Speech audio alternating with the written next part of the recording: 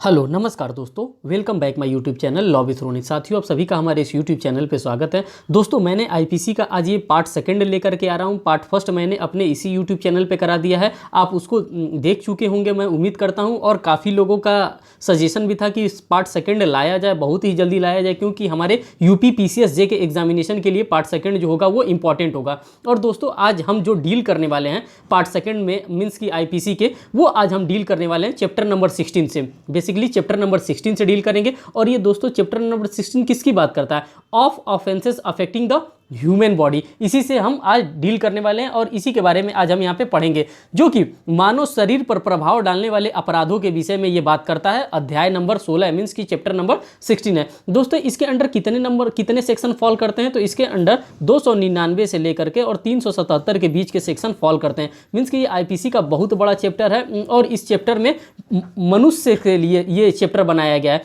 Affect करता है human bodies को, ये ह्यूमन बॉडीज के लिए चैप्टर बनाया गया है, इसीलिए चैप्टर इंपॉर्टेंट हो जाता है। और यहाँ से हमारे प्रिलिमिनरी एग्जामिनेशन में और मेन एग्जामिनेशन में बहुत ज़्यादा क्वेश्चन बनते हैं। तो दोस्तों, यहाँ पे सबसे पहले हम देखने वाले हैं कि सेक्शन नंबर 299 में क्या बात कर रहा है। तो दोस्तों, सेक्शन नंबर 299 में कल्पेबल होमिसाइड के बारे में बात कर रहा है, मीन्स कि आपराधिक मानववध के बारे में बात कर रहा है। कल्पेबल का मतलब होता है और होमिसाइड का मतलब होता है मीन्स कि आपराधिक मानववध करना, मीन्स कि किसी आदमी को पीसेस में काट देना, मीन्स कि काटने की बात कर रहा है, मारने की बात कर रहा है। वही 299 में बताया जा रहा है। दोस्तों, हमारे लिए जो यहाँ पे इंपॉर्टेंट हो जाता है सेक्शन 299 से, इसके तीनों एक्सप्लेनेशन हमारे लिए इंपॉर्टेंट हो जाते हैं। एक्सप्लेनेशन 1, एक्सप्लेनेशन 2 और एक्सप्लेनेशन 3। यहाँ से क्वेश्चन हमको बनते हैं कि हाँ, एक्सप्लेनेशन 1 में क्या दिया है। तो दोस्तों, यहाँ पे किस चीज़ की बात कर रहा है? जो हमारा 299 बात कर रहा है, ये तीन चीज़ों के बारे में बात कर रहा है। पहला चीज जो बात कर रहा है वो इंटेंशन टू कॉज डेथ के बारे में बात कर रहा है।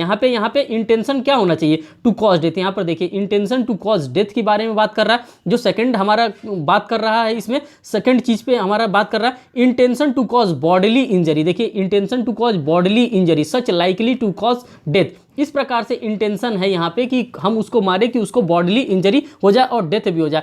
और जो तीसरा इसमें आपको नहीं दिख रहा है वो मैं बता रहा हूँ, वो क्या बता कर रहा है, इसमें नॉलेज की बात कर रहा है। यहाँ पर देखिए नॉलेज शब्द, तो ये तीन चीज़ों के बारे में इसको आप बाइफरकेट करके पढ़ सकते हैं। यहाँ पे नॉलेज के बारे में बात कर रहा है और बॉडी के बारे में बात कर रहा है और bodily injury likely to cause death के बारे में बात कर रहा है। तो यहाँ पे तीन चीज़ों के बारे में मैंने आपको बता दिया। अगर हम आपको यहाँ पे डायग्रामेटिकल प्रेजेंटेशन के माध्यम से बताना चाहते हैं तो 299 के 3 को आप 299 यहाँ पर ले लीजिए, क्लॉज 1 कर लीजिए, 299 क्लॉज 2 कर लीजिए। देखिए दोस्तों, पढ़ने का तरीका यही है। अगर आप बेयर एक्ट लेकर बैठ जाएंगे, पढ़ने लगेंगे, तो आपको समझ में नहीं आएगा। 291 में क्या कह रहा है? यहाँ पे कह रहा है इंटेंशन टू कॉज डेथ। यहाँ पे इंटेंशन है क्या करने के लिए? डेथ कॉज करने के लिए। 291 में यहाँ पे इसी जो ये बात कर रहा है, इसी को मैं बाइफरकेट कर रहा हूँ। 291, 292, 293। इसको जब तक आप डिस्क्राइब करके नहीं पढ़ेंगे तब तक आपको ये समझ में आने वाला नहीं है। ये बहुत ही टेढ़ी चीज़ होती है जो हम 299 और 300 पढ़ रहे हैं। तो इसमें आपको 299 1 में आप देख लेंगे तो यहाँ पे क्या है? इंटेंशन टू कॉज डेथ की बात कर रहा है। यहाँ पे सेक्शन 299 सब क्लॉज 2 में क्या बात कर रहा है? यहाँ पे दोस्तों बात कर रहा है intention to cause bodily injury के बारे में बात कर रहा है, लाइकली टू कॉज डेथ। जैसे यहाँ पे लाइकली टू कॉज डेथ कैसे हो जाएगा? जैसे यहाँ पे एग्जांपल में हम दे रहे हैं, किसी को काट देना, किसी को स्टैबिंग करना, किसी को चाकू से बार बार गोदना, कि हाँ उससे क्या हो जाएगा? वो सफिशियंट इंजरी हो जाएगा जिससे कि उसकी मृत्यु कॉज हो जाएगी। आर्टिकल सेक्शन नंबर 99 के क्लॉज 2 में यहाँ पे ये देख रहे हैं। फिर यहाँ पे 299 के 3 में यहाँ पे क्या देख रहे हैं? यहाँ पे क्या होना चाहिए? यहाँ पे नॉलेज होना चाहिए। किस प्रकार का नॉलेज होना चाहिए? कि बॉडीली इंजरी जो हम दे रहे हैं वो लाइकली टू कॉज डेथ हो जाना चाहिए। यहाँ पे देख लिए, नॉलेज ऐसा दे रहे हैं जो लाइकली टू कॉज डेथ उसको कमिट कर दे। जैसे कि स्पेसिफिक नॉलेज की बात यहाँ पे कर रहा है कि हाँ, किसी आदमी को ब्रेन ट्यूमर है, हम मार देंगे तो क्या हो जाएगा? वो मर जाएगा। तो स्पेसिफिकली बात कर रहा है क्योंकि यहाँ पे नॉलेज वर्ड इंक्लूड हो जा रहा है। तो दोस्तों, इस प्रकार से पढ़ेंगे तो आपको समझ में आसानी से आएगा। मैंने भी इसी प्रकार से पढ़ा, इसीलिए हमको ये आज तक समझ में आता है। ठीक, अब हम बात करते हैं जो ये तीनों आपका एक्सप्लेनेशन था। अब इस एक्सप्लेनेशन की बात हम यहाँ पे करने वाले हैं। तो ये जो तीनों एक्सप्लेनेशन दे रहा है, एक्सप्लेनेशन 1, एक्सप्लेनेशन 2 और एक्सप्लेनेशन 3, तो दोस्तों इसको हम एक शॉर्टकट ट्रिक से याद कर सकते हैं। पहले में ए, दूसरे में टी और तीसरे में यम होता है। एटीएम, एटीएम तो आप सभी लोगों को पास होता है, सभी लोगों को पता है कि एटीएम क्या होता है। दोस्तों एक्सप्लेनेशन ये कह रहा है कि किसी चीज़ को इतना एक्सेलरेट कर दिया जाए, ये एक्सेलरेट से है, देखिए यहाँ पे एक एक्सेलरेट वर्ड भी दिया है, आप इसमें चाहेंगे तो देख सकते हैं कि एक्सेलरेट कर देना, किसी चीज़ को किसी चीज़ में इतनी वृद्धि कर देना कि वो उसका क्या हो सकता है, डेथ कॉज हो सकता है। यहाँ पे एक्सेलरेट से मीन्स कि एक्सप्लेनेशन 1 में एक्सेलरेट आपको देगा, अगर क्वेश्चन भी देता है तो एक्सेलरेट वर्ड से आपको क्वेश्चन देगा। टी से यहाँ पे बात करते हैं तो यहाँ पे जो टी से हम बात करते हैं वो ट्रीटमेंट की बात कर रहा है कि इनको अगर प्रॉपरली, अगर स्किलफुल ट्रीटमेंट मिला होता है, देखिए यहाँ पे टी की बात हम कर रहे हैं तो यहाँ पे स्किलफुल ट्रीटमेंट की बात कर रहा है कि मीन कि अगर इनको इस पे किसी प्रकार का स्पेसिफिकली इनको स्किलफुल ट्रीटमेंट मिला होता तो शायद ये बच जाते, ये नहीं मरे होते। ये ट्रीटमेंट की बात कर रहा है। और यम जो बात कर रहा है यहाँ पे एटीएम की बात कर रहा है, जो यम बात कर रहा है ये मदर वूम्ब की बात कर रहा है कि अगर किसी बच्चे को माँ के गर्भ में ही मार दिया जाता है तो उससे ये रिलेटेड है। तो आप एक्सप्लेनेशन 1 को भी देख लिए, एक्सप्लेनेशन 2 को भी देख लिए और एक्सप्लेनेशन 3 को भी देख लिए। दोस्तों ये लास्ट टाइम मैं आपको बता रहा हूं क्योंकि आपके एग्जामिनेशन में अब 12 तारीख को एग्जामिनेशन ही है, हम लोगों के पास बहुत ज़्यादा टाइम नहीं है कि इसको मैं और एक्सपेंड करूं। मैं अपने आप को रिस्ट्रिक्ट कर रहा हूं, नहीं तो इसमें मैं आपको काफ़ी चीज़ों को मैं बताता, लेकिन यहाँ से आप बस ये पता करके रखिएगा कि हाँ एक्सप्लेनेशन 1 में एक्सेलरेशन की बात कर रहा है, टी में ट्रीटमेंट की बात कर रहा है, किस कैसा ट्रीटमेंट होना चाहिए, स्किलफुल ट्रीटमेंट होना चाहिए। दोस्तों यहाँ पे मैं आपके लिए एक केस लॉ भी बता देना चाहता हूँ जो कि कॉन्स्टिट्यूशन ऑफ इंडिया से रिलेटेड है। Pandit Parmanand Katara versus union of India के बारे में बताया गया है कि अगर कोई भी व्यक्ति अगर घायल है तो उसको पहले क्या दिया जाएगा, पहले उसको फर्स्ट एड प्रोवाइड किया जाएगा, फिर बाद में कानूनी कार्रवाई यहाँ पे किया जाएगा। तो वही स्किलफुल ट्रीटमेंट के, ऐसा नहीं है कि आदमी को चोट लगा है, उसके सर से पूरा ब्लीडिंग हो रहा है और आप कहेंगे कि नहीं पहले जाइए पुलिस में FIR दर्ज करा के आइए, नहीं ऐसा नहीं होगा। जब से Pandit Parmanand Katara versus union of India का केस आ गया तब से दोस्तों ये कहा दिया गया कि नहीं, सबसे पहले उनको क्या दिया जाएगा, पहले आप फर्स्ट एड प्रोवाइड करेंगे फिर आगे बात किया जाएगा। फिर यहाँ पे मदर बूम वाला आप देख ही लिए। तो दोस्तों मैं उम्मीद करता हूँ ये चीज़ आपको समझ में आ गई होगी, 299 आपको समझ में आ गया। अब हम बात करते हैं मर्डर के बारे में जो कि सेक्शन नंबर 300 में डिफाइन किया गया, IPC के सेक्शन नंबर 300 में मर्डर को डिफाइन किया गया। अब दोस्तों मर्डर क्या होता है, इसमें क्या क्या चीज़ों के बारे में हमको जानना पड़ता है, तो देखिए सबसे पहले जो हमें जानना पड़ता है, जैसे यहाँ पे सेकेंडली लिखा है, थर्डली लिखा है, फोर्थली लिखा है, वैसे ये दोस्तों ये फर्स्टली है। इसमें 4 चीज़ों के बारे में बात किया जा रहा है। अब 4 चीज़ क्या है, जैसे यहाँ पे हम लोगों ने 3 चीज़ों के बारे में बात किया है ना, 299 में 3 चीज़ों के बारे में बात किया, इसी तरह हम यहाँ पे 4 चीज़ों के बारे में बात करने वाले हैं। अब वो 4 चीज़ें क्या हो सकती हैं जो कि हमारे एग्जामिनेशन के लिए बहुत ही इंपॉर्टेंट साबित हो, जो इसके फर्स्ट वाले में दोस्तों यहाँ पे बात कर रहा है। जैसे कि यहाँ पे आप देख रहे हैं तो मैं आपको ऐसा कीवर्ड बता रहा हूँ जिससे कि आप इसको याद रख सकते हैं। देखिए यहाँ पे इंटेंशन शब्द दिया है फर्स्ट वाले में, जो इसका फर्स्ट दिया है इसमें इंटेंशन की बात करता है दोस्तों। और सेकंड की अगर हम बात करें तो यहाँ पे स्पेसिफिक नॉलेज की बात कर रहा है, मीन्स कि देखिए यहाँ पे स्पेसिफिक नॉलेज के बारे में बात कर रहा है। यहाँ पे नो है ना, तो यहाँ पे स्पेसिफिक नॉलेज के बारे में बात कर रहा है। जो इसका सेकंड पॉइंट है वो ऐसा नॉलेज होना चाहिए जैसा कि किसी व्यक्ति को किसी प्रकार का ट्यूमर है या किसी प्रकार का वो आंतरिक पीड़ा से वो जूझ रहा है, अगर हमें इस प्रकार का स्पेसिफिक नॉलेज है, अगर उस जगह पर हम उसको हर्ट कर रहे हैं तो वो व्यक्ति क्या हो जाएगा, डेफिनेटली वो व्यक्ति मर जाएगा। तो यहाँ पे स्पेसिफिक नॉलेज के बारे में सेकंड में आप याद करके रखिएगा कि यहाँ पे स्पेसिफिक नॉलेज की बारे में बात किया जा रहा है। और जो थर्ड में दोस्तों बात किया जा रहा है यहाँ पे सफिशिएंट इंजरी की बात कर रहा है, मीन्स कि हम उनको इस प्रकार का इंजरी दें जिससे वो क्या हो जाए, उनकी मृत्यु होना 100% तय है, मीन्स कि सफिशिएंट इंजरी की बात कर रहा है यहाँ पे इसके थर्ड वाले में। और फोर्थ वाले में क्या बात कर रहा है दोस्तों, यहाँ पे एमिनेंट डेंजरस की बात कर रहा है, मीन्स कि एमिनेंट डेंजरस क्या चीज हो सकता है कि हम किसी ऐसे चीज से उनको मारें जिससे क्या होना, उनका मरना संभाव्य हो जाता है, मीन्स कि 100% वो व्यक्ति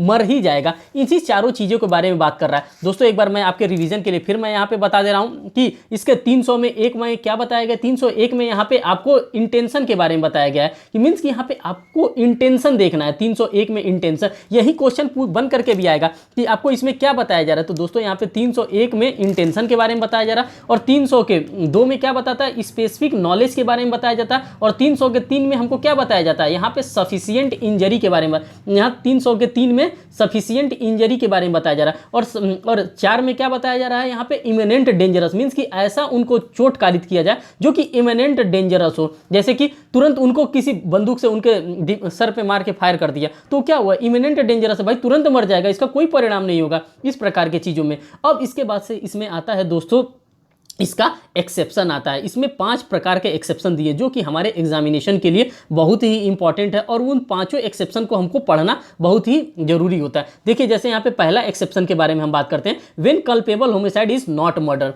जब कल्पेबल होमिसाइड किसी प्रकार का मर्डर नहीं होता है तब हम क्या कहते हैं। इसमें दोस्तों एक केस आता है, इस केस का नाम आप लोग लर्न करके रखिएगा। इसमें इसको ग्रेव एंड सडन प्रोवोकेशन के नाम से भी हम लोग जानते हैं। मोस्टली इसको जो एक्सेप्शन फर्स्ट है इनका, इसको ग्रेव एंड सडन प्रोवोकेशन के नाम से जानते हैं। और इसमें जो केस लॉ है उस केस लॉ का नाम है KM. Nanavati versus state of Maharashtra का केस है। दोस्तों यही केस है जिसमें जूरी ट्रायल भी कराया गया था, के.एम. नानावती जी का केस, और ये ग्रेव एंड सडन प्रोवोकेशन से रिलेटेड है। दोस्तों ये फर्स्टली, सेकेंडली और थर्डली इसमें हम नहीं जा रहे हैं क्योंकि हमारा ज़्यादा टाइम ले लेगा और हमारे पास हमको टाइम ही बचाना है। नहीं तो हम अगर कभी फुर्सत में मिलेंगे तो हम आपको ये अच्छे से ये सारी बातों को समझाएंगे। बात करते हैं इसके सेकंड नंबर के एक्सेप्शन में कि सेकंड नंबर का एक्सेप्शन क्या कह रहा है। तो दोस्तों इनका जो सेकंड नंबर का एक्सेप्शन कर रहा है, देखिए सेकंड नंबर का एक्सेप्शन ला देते हैं आपके सामने, एक मिनट।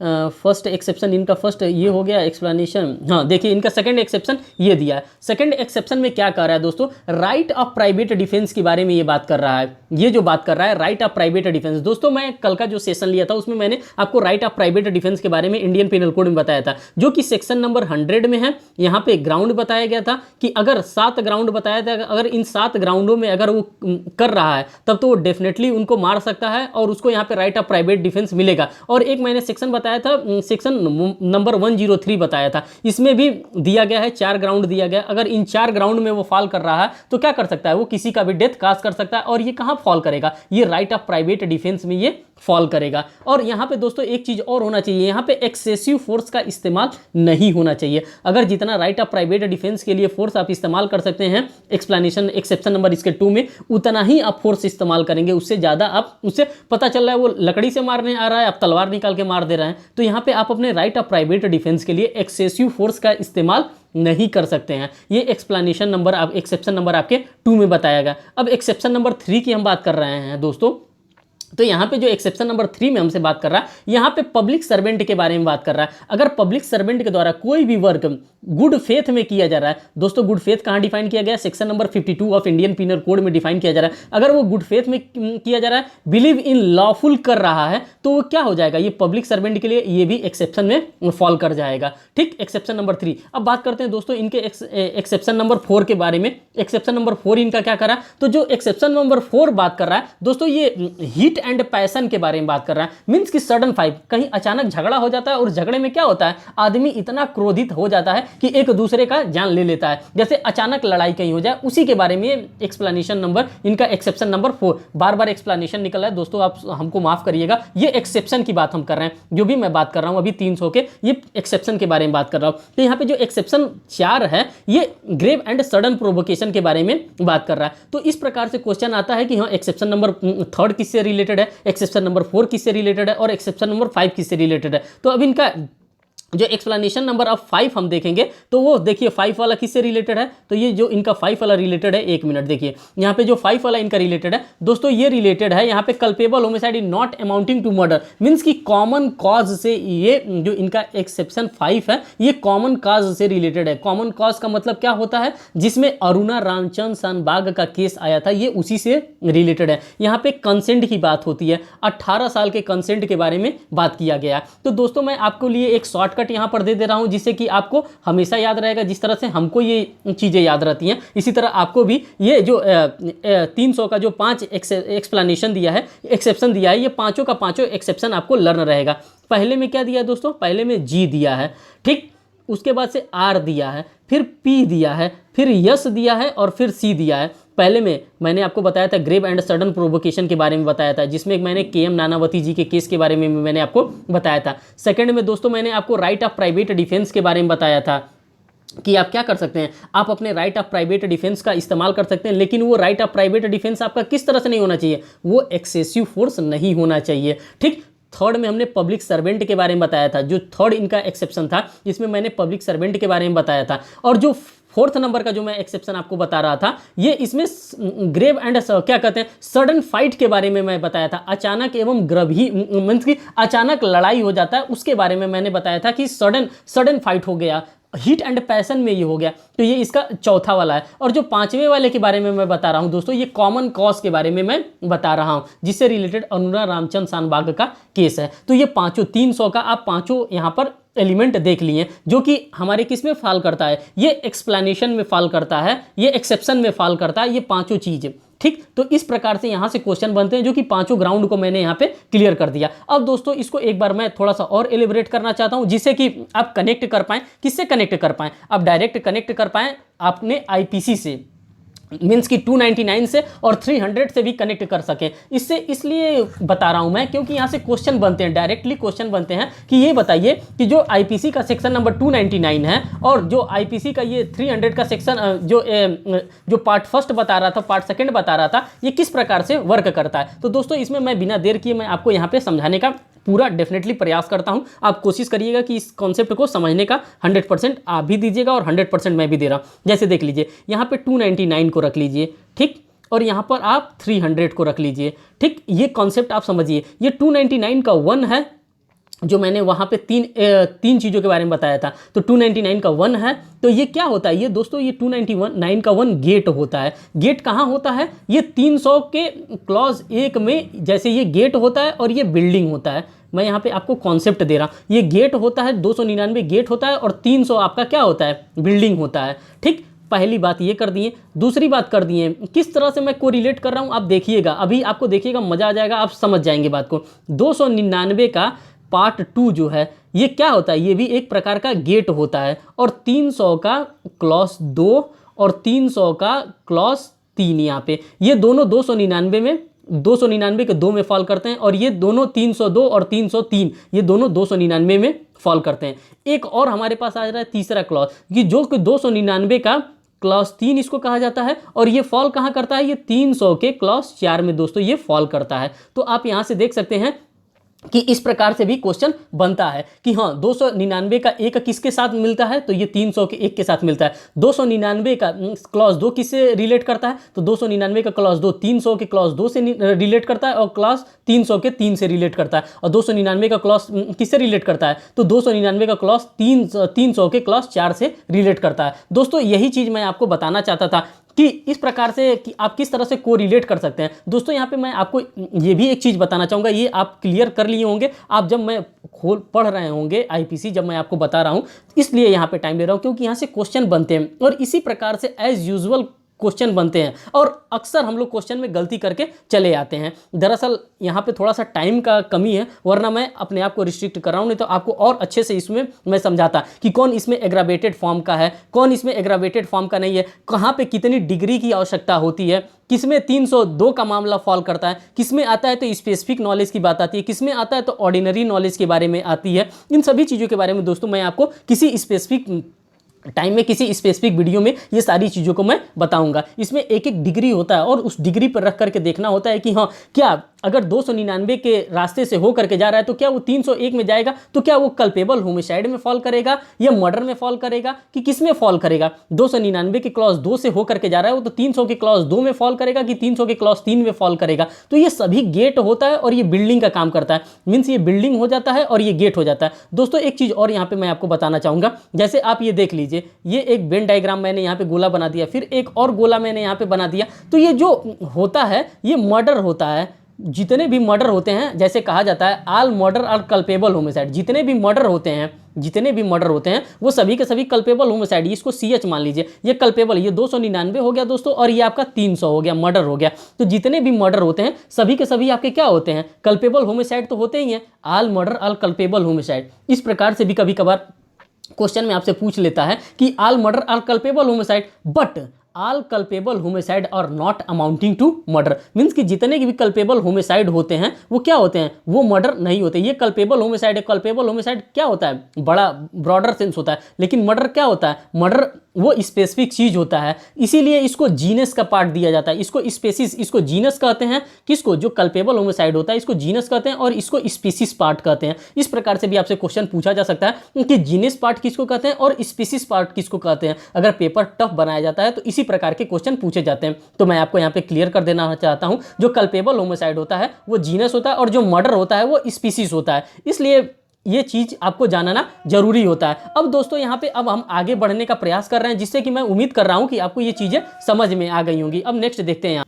फिर अब हम यहाँ पे देखने जा रहे हैं सेक्शन नंबर 301 मीन्स की 301 की बात कर रहे हैं। इसमें दोस्तों culpable homicide by causing death of person other than person whose death was intended, इसको दोस्तों क्या कहते हैं, इसको ट्रांसफर ऑफ मैलिस के नाम से जानते हैं। मीन्स की ट्रांसफर ऑफ मैलिस, मारना मैं दूसरे को चाहता था, मर कौन गया, तीसरा मर गया, तो इसको ट्रांसफर ऑफ मैलिस के नाम से जानते हैं। ये हमारे लिए उतना इंपॉर्टेंट नहीं था, बस ये आप इंडेक्स पॉइंट ऑफ व्यू से जानिए कि सेक्शन नंबर 301 को ट्रांसफर ऑफ मैलिस के नाम से जानते हैं। दोस्तों अब बात करते हैं सेक्शन नंबर 302 के, जिसमें पनिशमेंट के बारे में बताया जा रहा है। किसके पनिशमेंट के बारे में बताया जा रहा है, तो ये कल्पेबल मीन्स की ये मर्डर के पनिशमेंट के बारे में सेक्शन नंबर 302 में बताया जा रहा है। दोस्तों यहाँ पे एक केस लॉ मैं आपको कोट करना चाहता हूँ 302 से रिलेटेड। यहाँ पे जो केस है हमारे पास वो बच्चन सिंह का केस है, जो कि रेयर ऑफ द रेयरिस्ट के मैटर से डील कर रहा है। बच्चन सिंह का केस है जो कि रेयर ऑफ द रेयरिस्ट मैटर से डील कर रहा है। और दूसरा केस जो है हमारे पास है वो मच्छी सिंह का केस है, जो कि 302 में फॉल कर रहा है। दोस्तों ये 303 को यहाँ पे ओमिट कर दिया गया, हटा दिया गया है। ठीक, अब हमारे पास आता है 304, जो कि हमारे लिए इंपॉर्टेंट हो जा रहा है 304 वाला। अब 304 में क्या हो रहा है, यहाँ पे पनिशमेंट दिया जाता है। 304 में हमको क्या दिया जाता है, पनिशमेंट दिया जाता है। किसका पनिशमेंट दिया जाता है, तो दोस्तों 299 का पनिशमेंट इसी में दिया जाता है, पनिशमेंट ऑफ कल्पेबल होमिसाइड। ये जो कल्पेबल होमिसाइड जो 299 हम लोग पढ़े हैं, 299 का पनिशमेंट हमको कहाँ दिया जाता है, हमको 304 में 299 का पनिशमेंट हमको दिया जाता है। दूसरा यहाँ पे हम बात कर रहे हैं section number 304 sub clause A की बात कर रहे हैं। यहाँ पे कॉजिंग डेथ बाई नेग्लिजेंटली अगर किसी की डेथ हो जाती है तो उसकी पनिशमेंट हमको 304 क्लॉज ए में हमको दिया जाता है। 304 ए की बात कर रहा है, कॉजिंग डेथ बाय नेग्लिजेंस। अब हमारे पास जो इंपॉर्टेंट सेक्शन आता है वो 304 बी आता है, जिसमें दोस्तों डाउरी डेथ के बारे में बात किया जाता है। अब डाउरी डेथ क्या होता है, अगर यहाँ पे अब डाउरी डेथ आ गया है तो इसके मैं सभी एक्सपेक्ट को यहाँ पे मैं आपके साथ डील करना चाहूँगा। इसलिए डील करना चाहूँगा क्योंकि ये 304 बी हमारे लिए इंपॉर्टेंट है। और सिर्फ ये आईपीसी में ही 304 बी नहीं है दोस्तों, हर जगह पे जहाँ पे भी डेथ की बात आ रहा है, वुमेन से रिलेटेड बात आ रहा है, उन सभी को मैं यहाँ पे रखने की कोशिश कर रहा हूँ। देखिए जैसे आईपीसी में यहाँ पे 304 बी आपने देख लिया, तो ये आईपीसी में 304 बी है। ठीक, थोड़ा सा मैं टाइम ले रहा हूं लेकिन आपको समझ में आ जाएगा, गारंटी मैं दे रहा हूं कि आपको ये चीज़ समझ में। 304 बी आईपीसी में दे रहा है। फिर आईपीसी में ही हम कहाँ जाते हैं, 498 ए में जाते हैं, ये भी महिलाओं से ही डील कर रहा है। फिर आईपीसी में 306 से हम डील करते हैं, 306 में ये भी महिलाओं से ही है। और और इंडियन एविडेंस एक्ट में 113 बी को हम देखते हैं, यहाँ पे प्रिजम्पशन की बात करता है। और फिर ये यहाँ पे आ जाते हैं सेक्शन 302 में, जो कि मर्डर के पनिशमेंट के बारे में तो ये डील ही कर रहा है। और साथ ही साथ दोस्तों यहाँ पे और दो चीज़ हमको देखने को मिलता है, एक डायरी प्रोहिबिशन एक्ट देखने को मिलता है और एक डोमेस्टिक वायलेंस एक्ट देखने को मिलता है, जो कि महिलाओं से ही क्या कर रहा है, डील कर रहा है। जो भी महिलाओं से डील कर रहा था, जैसे 304 बी में यहाँ पे क्या था, 304 बी में यहाँ पे 304 बी में ये बताया जा रहा है कि डाउरी डेथ होना चाहिए। डाउरी डेथ कैसे होना चाहिए, 7 साल के भीतर होना चाहिए। अगर इस प्रकार से हो रहा है तो यहाँ पे आपको क्या दिया जाएगा, लाइफ इंप्रिजनमेंट की सजा दी जाएगी। और डाउरी डेथ करता कौन है, हस्बैंड करता है या फिर हस्बैंड के रिलेटिव के द्वारा यहाँ पे डाउरी डेथ 304 बी में यहाँ पे दोस्तों कॉज किया जा रहा है। तो यहाँ से आपको रिलेट कर सकते हैं, देख सकते हैं कि एक साथ मैंने आईपीसी के सेक्शन 304 बी को भी रख दिया, 498 एक क्रूएलिटी को भी यहाँ पे मैंने रख दिया, और उसके साथ 306 को भी रख दिया। अभी 306 पे बात मैं करूंगा। और ये Indian evidence act 113 B presumption के बारे में, और 302 को आप लोगों ने डील किया ही है कि जो कि पनिशमेंट देता है, मर्डर के पनिशमेंट के बारे में बात करता है। अब नेक्स्ट हम देखते हैं दोस्तों, इसमें इसके 304 बी के एलिमेंट्स के बारे में आपने जान लिया ना कि हाँ 304 के बी का एलिमेंट क्या होता है। 304 बी का एलिमेंट ये होता है कि यहाँ पे डेथ होना चाहिए। और यहाँ पे पनिशमेंट की अगर हम बात कर रहे हैं दोस्तों, तो ये 10 साल और फाइन यहाँ पे पनिशमेंट 304 बी में दिया जाना चाहिए। कितना पनिशमेंट देना चाहिए, 10 साल, और प्लस इसमें क्या देना चाहिए, प्लस फाइन इसमें मिलेगा अगर इस प्रकार का ये 304 बी कमिट हुआ है तो। और दूसरी चीज़ ये मैं बता रहा हूँ कि इसको ऐड कब किया गया, 304 बी को ऐड कब किया गया। यहाँ से भी क्वेश्चन पूछा जा सकता है कि ये जो सेक्शन नंबर 304 बी है डाउरी डेथ, इसको ऐड कब किया गया। तो इसको दोस्तों 1986 के एक्ट से अमेंडमेंट करके इसको ऐड किया गया। 1986 में 1986 में इसको ऐड किया गया। यहाँ से भी क्वेश्चन पूछा जा सकता है इसको कब ऐड किया गया, तो 1986 आपने ये समझ लिया। अब बात करते हैं सेक्शन नंबर 305, जिसमें अबेटमेंट ऑफ सुसाइड और चिल्ड्रेन इनसेंट पर्सन की बात कर रहा है कि यहाँ पे अबेटमेंट कर रहा है। कौन अबेटमेंट कर रहा है, अबेट किया जा रहा है किसको सुसाइड करने के लिए, किसी चिल्ड्रन को, किसी बच्चे को या किसी इंसेन मीन्स कि किसी पागल व्यक्ति को सुसाइड करने के लिए क्या किया जा रहा है, उकसाया जा रहा है। उकसाया, अबेटमेंट हम लोगों ने कहाँ पढ़ा था, अबेटमेंट 107 में हम लोगों ने पढ़ा था। जब हम कल का सेशन आप फर्स्ट सेशन देखेंगे तो उसमें मैंने बताया है अबेटमेंट आपने कहाँ पढ़ा है, तो 107 में दोस्तों मैंने आपको अबेटमेंट के बारे में बताया था। अगर इस प्रकार का कोई अगर किसी को कह रहा है, अगर उसको किसी प्रकार का अगर उसको अबेट कर रहा है तो इसमें भी उसको 10 ईयर का पनिशमेंट यहाँ पे इंपोज किया जाएगा। ये इसी तरह से आप 305 को देख सकते हैं। बात करते हैं दोस्तों 306 की।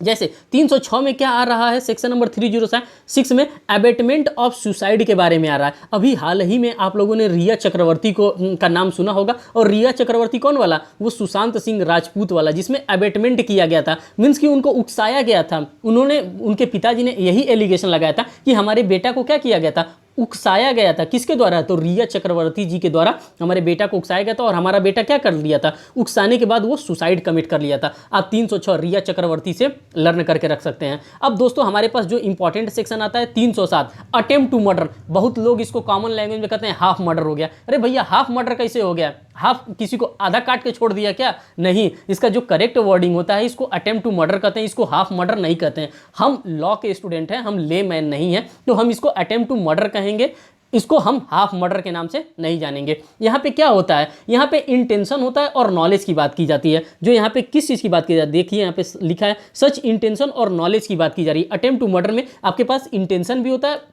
और सफिशिएंट नॉलेज भी होता है। किस चीज़ का करने के लिए, कि हाँ आप उसका मर्डर करने जा रहे हैं, इस चीज़ के बारे में आपके पास सफिशिएंट नॉलेज होना चाहिए। इसी को हम अटेम्प्ट टू मर्डर के बारे में जानते हैं। और murder for guilty for murder के बारे में बताता है कि अगर आपने इस प्रकार से कुछ कर दिया तो वो गिल्टी हो जाता है, किस चीज़ का, वो मर्डर का गिल्टी हो जाता है अटेम्प्ट टू मर्डर के अकॉर्डिंग। ठीक, 307 में आपने ये देख लिया। अब बात करते हैं 308 में क्या दे रहा है। 308 में यहाँ पे दे रहा है attempt to commit culpable homicide. अगर आप अटेम्प्ट कर रहे हैं किस चीज़ का, कल्पेबल होमिसाइड करने का अगर अटेम्प्ट कर रहे हैं तो उसके लिए 308 में प्रोविजन दिया गया। अब हम बात करते हैं सेक्शन नंबर 309 में। 309 में अटेम्प्ट टू कमिट सुसाइड की बात कर रहा है कि किस प्रकार से कोई सुसाइड कर सकता है। इससे रिलेटेड मैं आपको कुछ बताना चाहूँगा कि अटेम्प्ट टू सुसाइड में कौन कौन सा इंपॉर्टेंट है। इसमें कुछ केस लॉ भी जो आए थे दोस्तों, आप लोगों को पता होगा कि आप लोगों ने ज्ञान कौर का केस पढ़ा होगा, फिर अरुणा रामचंद्र शानबाग का केस पढ़ा होगा कि ये, और फिर कॉमन कॉज की गाइडलाइन जो आई थी जो एक्टिव यूथेनेसिया पैसिव यूथेनेसिया से डील कर रही थी, ये सभी चीज़ इन्हीं सब चीज़ों से डील कर रहा था जो कि 309 से था। तो 309 हमारे लिए थोड़ा सा इंपॉर्टेंट हो जाता है। इसमें अटेम्प्ट टू सुसाइड की बात कर रहा है और किस प्रकार का suicide, mental health care act 2017 के द्वारा इसको अनकॉन्स्टिट्यूशनल करने की बात की गई थी। किसको, जो ये 309 है अटेम्प्ट टू सुसाइड को, इसको मेंटल हेल्थ केयर एक्ट 2070 के द्वारा इसको अनकॉन्स्टिट्यूशनल करने की बात की गई थी, लेकिन अभी तक इसको अनकॉन्स्टिट्यूशनल नहीं किया गया। इसके साथ आप दो केस लॉ को लर्न करके रखेंगे। पहला तो केस है हमारे पास ज्ञान कौर का केस है, उसके बाद से फिर अरुणा रामचंद्र शानबाग का केस है, फिर उसके बाद से पैसिव यूथेनेसिया के बारे में कॉन्सेप्ट आया था इसी अरुणा रामचंद्र शानबाग के केस में, जिसको हम लोग इच्छा मृत्यु की बात करते हैं। और साथ साथ में एक और केस लॉ आया था पी रथिनाम का केस, जिसमें right to life include right to die के बारे में बताया गया था। किसके केस में, पी रथिनाम के केस में right to life include to right to die के बारे में बात किया गया था। और ज्ञान कौर के केस में राइट टू लाइफ के साथ साथ राइट टू डाई को क्या किया गया था, is not included in this case. इस केस में राइट टू लाइफ के साथ राइट टू डाई को इंक्लूड नहीं किया गया था। किसके केस में, ज्ञान कौर के केस में। और अरुणा रामचंद्र शानबाग के केस में एक्टिव यूथेनेसिया और पैसिव यूथेनेसिया के बारे में बात किया गया था। 310 में दोस्तों ठग के डेफिनेशन के बारे में बताता है कि हाँ ठग किसको कहते हैं, और 311 में ठग के पनिशमेंट के बारे में बताता है। तो दोस्तों यहाँ तक मैं उम्मीद करता हूँ कि आपको 299 से लेकर के 311 तक की चीज़ें आपको आसानी से समझ में आई होंगी। अब दोस्तों ये जो हम बात करने वाले हैं 312 में, जो कि कॉजिंग मिसकैरेज से रिलेटेड है, ये हमारे लिए उतना इंपॉर्टेंट नहीं है, लेकिन बस आप इसको इंडेक्स पॉइंट ऑफ व्यू से आप पढ़े रहेंगे तो आप अगर एग्जामिनेशन में आता है तो आप इसमें बेहतर कर सकते हैं। ठीक, तो अब यहाँ पे हम इसको देख लेते हैं।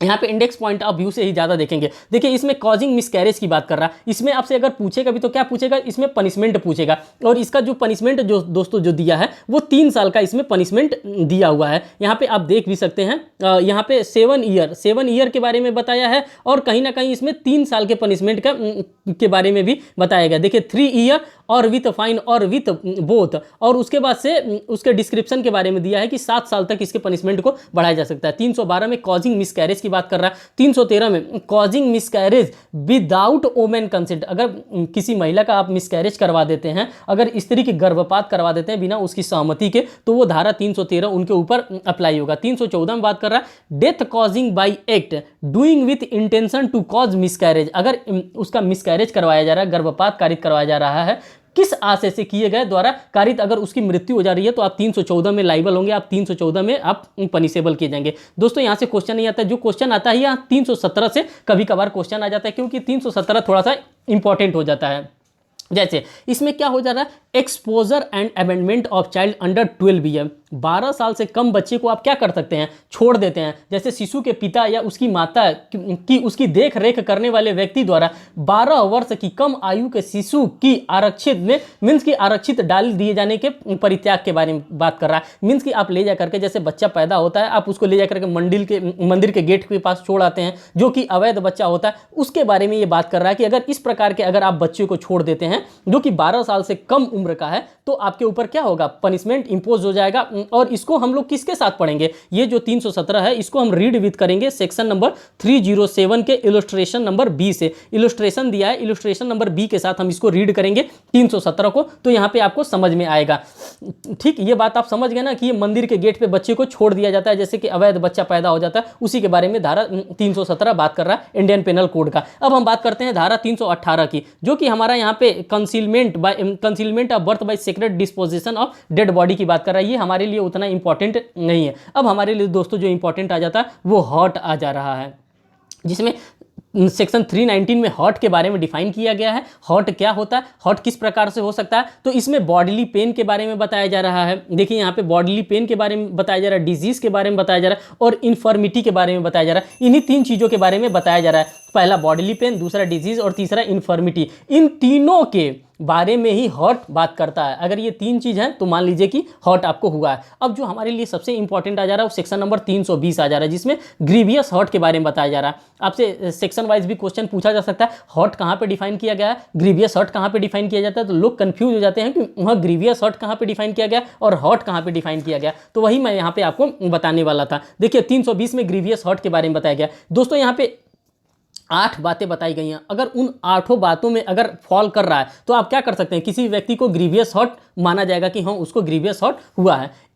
पहला दिया है इमेस्कुलेशन। इमेस्कुलेशन का मतलब होता है उसको अक्षम बना देना, उसको इनकॉम्पिटेंस बना देना, मीन्स को उनको नपुंसक बना देना, तो ये क्या माना जाएगा, इसको ग्रीवियस हर्ट माना जाएगा। दूसरा क्या बता रहा है, दूसरा यहाँ बता रहा है आई साइड, मीन्स कि उसके किसी एक आंख की रोशनी क्या कर लेना, खत्म कर देना, किसी एक कान की सुनने की शक्ति को खत्म कर देना।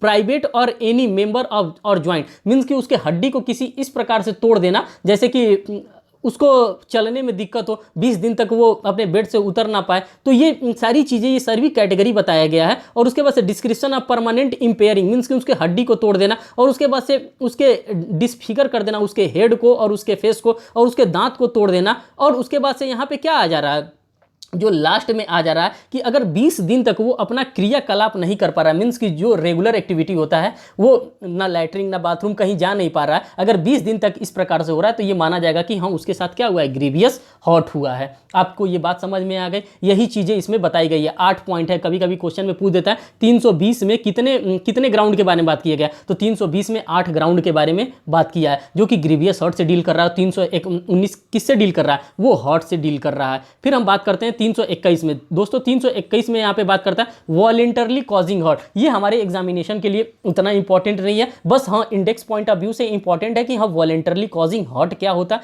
वो 321 में डिफाइन किया गया। फिर उसके बाद से 322 में डिफाइन किया गया वॉलेंटरली कॉजिंग ग्रीवियस हॉट, कि किस प्रकार से वॉलेंटरली किसी को ग्रीवियस हॉट कॉज किया जा सकता है, 322 में डिफाइन किया गया। 323 में हमसे बात करता है punishment for voluntarily causing hot, जो पनिशमेंट दिया जाता है वॉलेंटरली कॉजिंग हॉट। और 324 में डिफाइन किया गया voluntarily causing hurt by dangerous weapon और मीन्स के बारे में बताया जा रहा है कि किस प्रकार से किसी डेंजरस वेपन से, चाहे किसी ऐसे धारदार हथियार से मार दिया जाए से उसकी मृत्यु हो जाएगी। 324 में बताया जा रहा है। अब दोस्तों यहाँ पे हमारे लिए थोड़ा सा इंपॉर्टेंट आ जा रहा है, वो 325 आ जा रहा है। इसमें एक punishment for voluntarily causing grievous hurt के बारे में बताया। इसमें पनिशमेंट इसका थोड़ा सा इंपॉर्टेंट है, जो कि 7 साल के पनिशमेंट के बारे में ये बात करता है 325। और 326 हमारे लिए उतना इंपॉर्टेंट नहीं है, लेकिन 326A और 326B हमारे लिए इंपॉर्टेंट हो जा रहा है। 326A और 326B को हम पढ़ेंगे क्योंकि ये हमारे एग्जामिनेशन में आएगा और यहाँ से क्वेश्चन बनता है। 326A में बात करता है voluntarily causing grievous hurt by use of acid etcetera.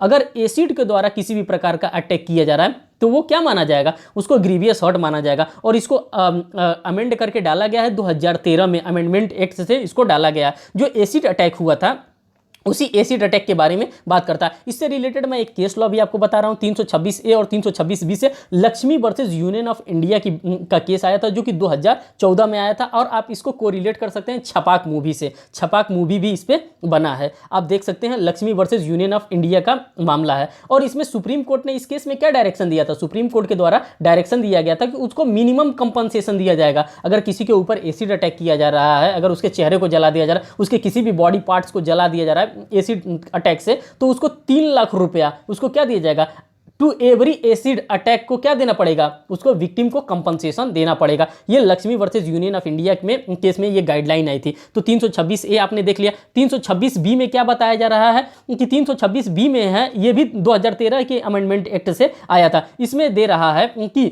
Voluntarily throwing और अटेम्पिंग टू थ्रो एसिड, इसमें अटेम्प्ट किया जा रहा है एसिड फेंकने के लिए। 326A और 326B आप Lakshmi versus union of India के केस से लर्न करेंगे क्योंकि ये इंपॉर्टेंट है। फिर बात कर रहे हैं यहाँ पे 327 में। 327 हमारे लिए उतना इंपॉर्टेंट है नहीं, और हमारे लिए बस ये इतना, बस आप जान के चलिए कि इंडेक्स पॉइंट ऑफ व्यू से 327 को आप पढ़ सकते हैं कि हाँ इंडेक्स में क्या दिया है। तो यहाँ पे voluntarily causing hurt to extort property, यहाँ प्रॉपर्टी को एक्सटॉर्ट करने के लिए 327 है। 328 में causing hurt by means of poison, अगर पॉइजन दे करके किसी को मारा जाता है तो 328 में वो फॉल करता है। ठीक, अब आगे देखते हैं। अब यहाँ पे हम देखते हैं 329 मीन्स कि 329 में यहाँ पे दे रहा है voluntarily causing grievous hurt by extort property. यहाँ पे किस प्रकार का वॉलेंटरली कॉज किया जा रहा है, उसके प्रॉपर्टी से लेने के लिए कुछ एक्सटॉर्ट किया जा रहा है, इसलिए 329 की बात कर। 330 में हमारा voluntarily causing hurt to extort confession, extort confession के बारे में कर रहा है। ये भी हमारे लिए इतना इंपॉर्टेंट नहीं है। अब दोस्तों जो हमारे लिए यहाँ पे इंपॉर्टेंट आएगा वहाँ पे मैं लेके चल रहा हूँ आपको, वो हर्ट के बारे में यहाँ पे मैं लेके चल रहा हूँ, जो कि हमारा आ जा रहा है, जो कि इंपॉर्टेंट सेक्शन होने वाला है। वो 339 मीन्स कि 339 नंबर का सेक्शन हमारे लिए इंपॉर्टेंट होने वाला है, क्योंकि हम ये लास्ट टाइम रिवीजन कर रहे हैं और लास्ट टाइम रिवीजन इसी प्रकार से किया जा सकता है। तो इसमें बात कर रहा है रॉन्गफुल रिस्ट्रेंट के बारे में बात कर रहा है। अब रॉन्गफुल रिस्ट्रेंट क्या होता है और रॉन्गफुल कन्फाइनमेंट क्या होता है, यहाँ से दोनों जगह से क्वेश्चन बनते हैं कि दोनों टर्मिनोलॉजी आखिर में है क्या। वहाँ पे आपने 319 में हर्ट को देखा था और 320 में ग्रीवियस हर्ट को देखा था। फिर यहाँ पे आपने 339 में वॉलेंटरली रिस्ट्रेंट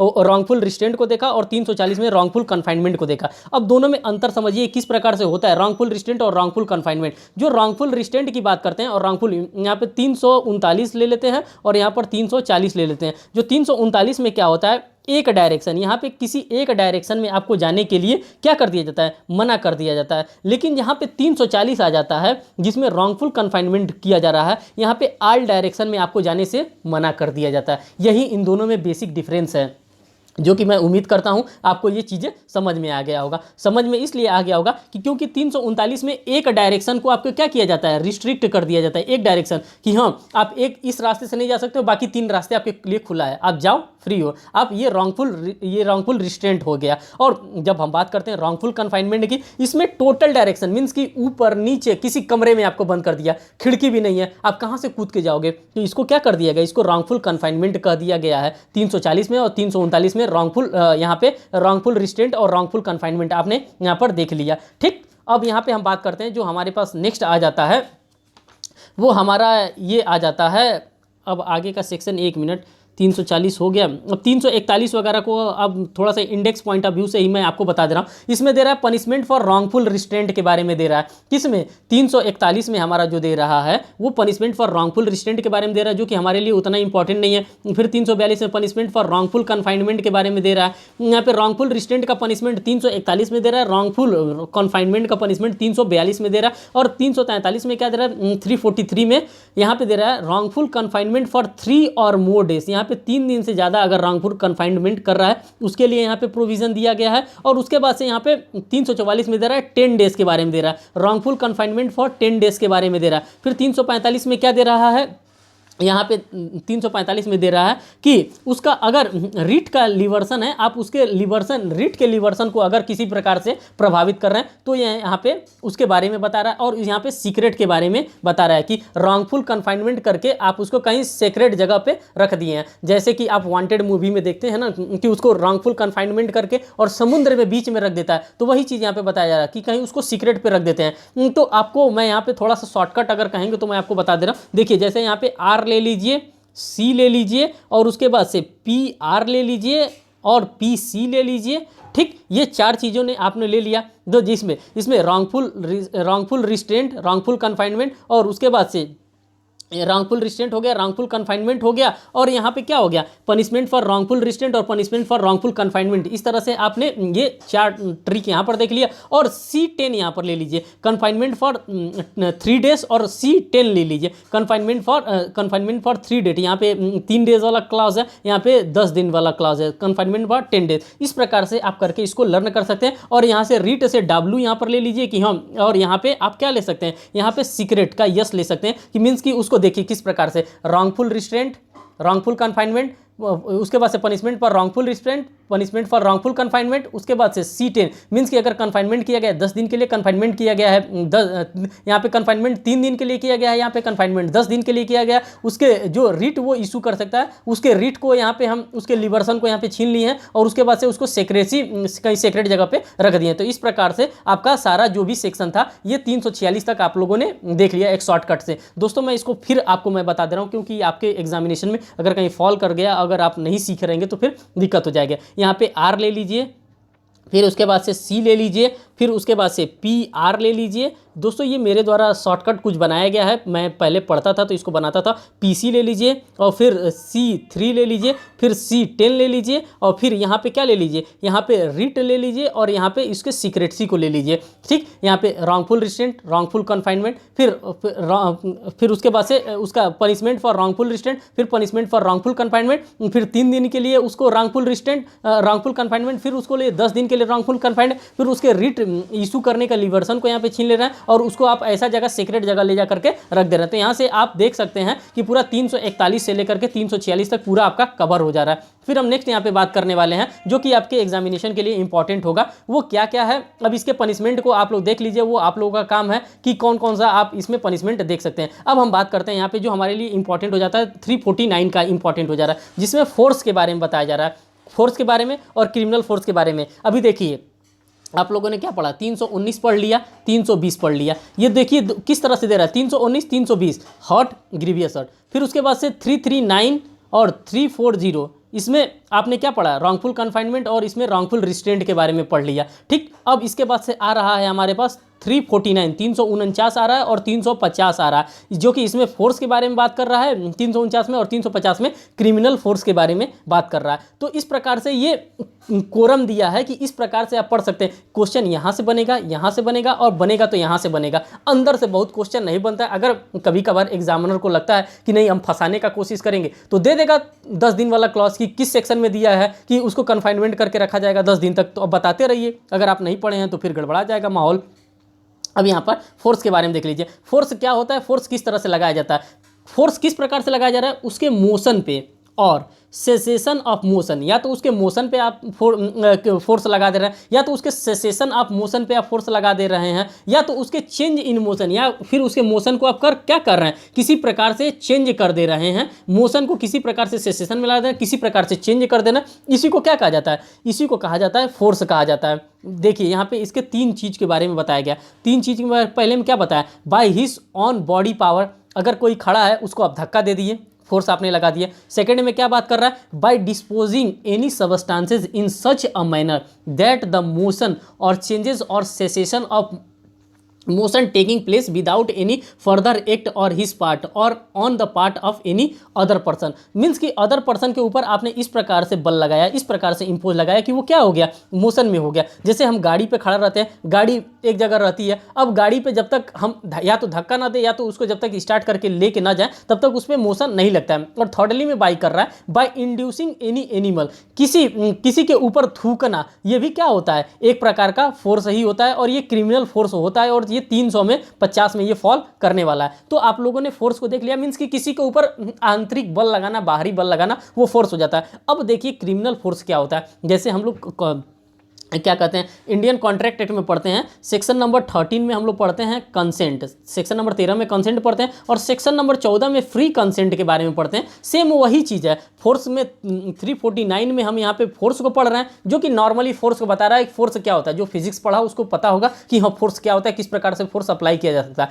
और वही चीज़ यहाँ पे बताता है कि कंसेंट क्या होता है और 314 में बताता है फ्री कंसेंट क्या होता है। तो वही सेम इसी तरह बता रहा है फोर्स क्या होता है और 350 में बता रहा है क्रिमिनल फोर्स क्या होता है। हमारे लिए इंपॉर्टेंट क्रिमिनल फोर्स है, क्योंकि हम यहाँ पे आईपीसी को पढ़ रहे हैं और क्रिमिनल के बारे में हम पढ़ रहे हैं। तो यहाँ पे क्रिमिनल फोर्स को देखिए, क्रिमिनल फोर्स क्या होता है, किस प्रकार से होता है। क्रिमिनल फोर्स जो होता है वो इंटेंशनल यूज ऑफ फोर्स होता है। इसमें क्या होता है, इंटेंशन से थ्रू आप क्या कर सकते हैं, किसी के ऊपर फोर्स का इंपोज कर सकते हैं। सेकंड इसमें क्या होता है, विदाउट कंसेंट, जो हम फोर्स इस्तेमाल करते हैं इसके अंदर वो विदाउट कंसेंट फोर्स इस्तेमाल करते हैं। इन ऑर्डर टू, जो थर्ड नंबर का जो हम फोर्स इस्तेमाल करते हैं इसमें, in order to commit an offence, इस प्रकार का हम फोर्स इस्तेमाल करते हैं जिससे वो क्या करे, किसी प्रकार का वो ऑफेंस कमिट कर दे, वो क्रिमिनल फोर्स कहलाता है। और चौथा जो इसमें कर रहा है, इसमें उसको इस प्रकार का नॉलेज रहता है, इस प्रकार का फियर रहता है, इस प्रकार का इंजरी रहता है और इस प्रकार का एनॉयंस रहता है, जिससे कि वो क्या करता है, वो क्रिमिनल फोर्स करने के लिए आगे बढ़ता है और वो क्या करता है, क्रिमिनल मीन्स की क्रिमिनल वर्क करता है। तो ये सभी चीज़ों को मैंने इसी में बता दिया है शॉर्ट लैंग्वेज में। अगर आपको लगता है कि आपको पढ़ना चाहिए तो आप 350 को फिर से पढ़ सकते हैं, वीडियो को फिर से आप देख सकते हैं, वॉच कर सकते हैं। दोस्तों एक रिक्वेस्ट आपसे और है, अगर आप हमारे चैनल पर नए हैं तो चैनल को सब्सक्राइब जरूर करिएगा और लाइक तो दोस्तों जरूर करिएगा, और आपको अच्छा लगे तो कमेंट करके हमको बताइएगा। तो आपके लिए मैं 299 से लेकर के 399 के कॉन्सेप्ट को मैं अच्छे से आधे घंटे के सेशन में मैं आपको दोनों को अलग अलग करके बाइफरकेट करके मैं समझा दूंगा, वो आपका कॉन्सेप्ट क्लियर हो जाएगा। तो 349 आपने देख लिया फोर्स और 350 में आपने क्रिमिनल फोर्स को देख लिया। अब हमारे पास आ जाता है जो 351 होता है। दोस्तों ये असॉल्ट के बारे में बात कर रहा है। अब असॉल्ट क्या होता है, हमला, किसी के ऊपर किस प्रकार से हमला कर दिया जाता है, वही हमला के बारे में बात कर रहा है। असॉल्ट में क्या क्या आता है, जेस्चर से आता है, जेस्चर और प्रिपरेशन। जैसे कि मैं किसी के गाल पे थप्पड़ दिखा के कर रहा हूँ, अभी मैं मारूंगा तो क्या हो रहा है, ये असॉल्ट कर रहा हूँ, ये असॉल्ट के बारे में बता रहा है। और जो असॉल्ट का जो पनिशमेंट दिया है दोस्तों, वो 352 में असॉल्ट के पनिशमेंट के बारे में हमको बताया गया, पनिशमेंट फॉर असॉल्ट क्या होता है। तो ये हमारे लिए बस इतना ही इंपॉर्टेंट था कि असॉल्ट क्या होता है। असॉल्ट में किसी को थप्पड़ दिखाना मीन्स कि जानते हुए कोई ऐसा प्रिपरेशन करना, कोई इंटेंशन ऐसा शो करना जिससे कि लगे कि आप सामने वाले को क्या करने वाले हो, आप सामने वाले को हार्म करने वाले हो, यही असॉल्ट होता है। और इसका पनिशमेंट 352 में आ जाता है। हमारे पास अब जो इंपॉर्टेंट सेक्शन आ रहा है वो 354 आ रहा है। देखिए 354 हमारे लिए बहुत ही इंपॉर्टेंट है। इसमें 354 में क्या बता रहा है, असॉल्ट और criminal force to women with intent to outrage her modesty के बारे में बात कर रहा है। मीन्स कि किसी महिला के लज्जा भंग करने के आशय से उस पर हमला या आपराधिक बल का प्रयोग, इसको क्या कहा जाता है, इसको क्रिमिनल फोर्स कहा जाता है। दोस्तों इसी को क्रिमिनल फोर्स कहा जाता है, जो यहाँ पे 354 में डिफाइन किया गया है। ठीक, इसमें कौन आता है, इसमें हु एवर लिखा है, जो वर्ड लिखा है हु एवर, इसमें सिर्फ और सिर्फ मेल ही फॉल कर सकता है, इसमें फीमेल नहीं आएगी, इसमें सिर्फ और सिर्फ मेल फॉल करेगा। मेल और फीमेल दोनों आ सकती हैं। हाँ, इसमें मेल और फीमेल हु एवर लिखा है, तो इसमें मेल भी फॉल कर सकता है, मेल के साथ साथ इसमें फीमेल भी दोस्तों फॉल कर सकती है। असॉल्ट मेल के द्वारा भी किया जा सकता है और फीमेल के द्वारा भी किया जा सकता है। इससे रिलेटेड एक मैं केस आपको बताना चाहूंगा, रूपल देव बजाज वर्सेस केपीएस गिल का केस है। दोस्तों ये केस यही 354 से रिलेटेड है, और जो 354 का मामला है ये इस समय बहुत गंभीर हो गया है। और इसको अगर आप पढ़ना चाहते हैं 354 को, तो इसको 509 के साथ भी आप पढ़ सकते हैं, जो कि आईपीसी का सेक्शन है जिसमें इंसल्ट के बारे में बताया हुआ है। तो ये आप 509 के साथ भी 354 को आप पढ़ सकते हैं। इसमें दोस्तों 4 क्लॉज को ऐड किया गया, 354A, 354B, 354C और 354D। दोस्तों इन सबको ऐड कब किया गया है, तो मैं आपको इसका टाइम बता दे रहा हूँ। ये क्रिमिनल लॉ अमेंडमेंट एक्ट 2013 से इन ABCD को ऐड किया गया। इन सभी चीज़ों के बारे में अभी मैं आपको बताने वाला हूँ। बस अभी मैं आपको ये बता रहा हूँ कि क्रिमिनल लॉ अमेंडमेंट एक्ट 2013 से ABCD को ऐड किया गया है। ठीक, पहले में क्या दिया, 354A में क्या दिया, यहाँ पे दिया sexually harassed and punished for sexual harassment के बारे में बात कर रहा है कि अगर किसी को सेक्सुअली हरास्ट कर रहा है और उसको पनिश कर रहा है तो अगेंस्ट उसके विल है, ये सभी सारी चीज़ों के बारे में बताया जा रहा है। और वो किसके द्वारा किया जा रहा है, तो सारा यहाँ पे कंडीशन बता करके रखा है कि अगर किसी मैन के द्वारा इस प्रकार का एक्ट किया जा रहा है, ठीक, अगर किसी मैन के द्वारा किया जा रहा है, कोई सेक्सुअल ऑब्जर्वर्स यहाँ पे दिखाया जा रहा है, कोई सेक्सुअल फेवर मांगा जा रहा है, कोई पोर्नोग्राफी दिखाई जा रही है, कोई सेक्सुअल कलर्ड रिमार्क दिखाया जा रहा है, तो ये सभी किस में फॉल करेंगी। यहाँ पे देखिए ये सारी बातें यहाँ पे लिखी है, तो ये सभी बातें किस में फॉल करेंगी, वो तो sexual harassment and punishment of sexual harassment 354A में फॉल करेंगी। 354B में क्या बात कर रहा है, यहाँ पे डिसरोब के बारे में बात कर रहा है। दोस्तों यहाँ पे आप देख सकते हैं कि डिसरोब के बारे में मीन्स कि किसी के निर्वस्त्र करने के बारे में बात कर रहा है। 354B बस आप इस तरह से याद रखिएगा कि डिसरोब के बारे में बात कर रहा है। यहाँ पे दुशासन को आप लेकर के याद कर सकते हैं, महाभारत के सीरियल को आप लेकर के याद कर सकते हैं, उसको उसके डिग्निटी को हर्ट ना करते हुए आप महाभारत को यहाँ पे कोरिलेट कर सकते हैं, जिससे कि आपको ये कॉन्सेप्ट याद रहे। मैंने भी इसी तरह से कहीं ना कहीं याद किया है, तो आज तक हमको ये याद है। डिसरोब, जहाँ पे दुशासन डिसरोब करता है द्रौपदी को, तो उसी से ये डिसरोब के बारे में 354 भी डिसरोब के बारे में पूछता है। MCQ में इससे ज़्यादा नहीं पूछेगा। 354C में वायरिज्म के बारे में पूछ रहा है।